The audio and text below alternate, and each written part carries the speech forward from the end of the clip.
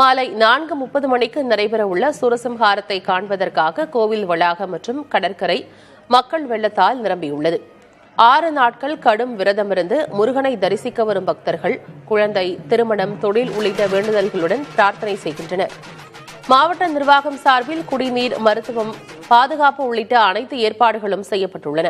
4000 காவலர்கள் பணியில் ஈடுபடுத்தப்பட்டு 250 CCTV camera, 2 ட்ரோன்கள் பொருத்தப்பட்டுள்ளன. மருத்துவ உதவிக்காக 20 மருத்துவர்கள், 50 செவிலியர்கள், 14 ஆம்புலன்ஸ் தயார் நிலையில் உள்ளன. தூய்மை பணிக்காக 650 பணியாளர்கள், 400 கழிவறைகள் அமைக்கப்பட்டுள்ளன. போக்குவரத்துக்காக தமிழ்நாட்டின் பல்வேறு பகுதிகளிலிருந்து 450 பேருந்துகள் இயக்கப்படுகின்றன.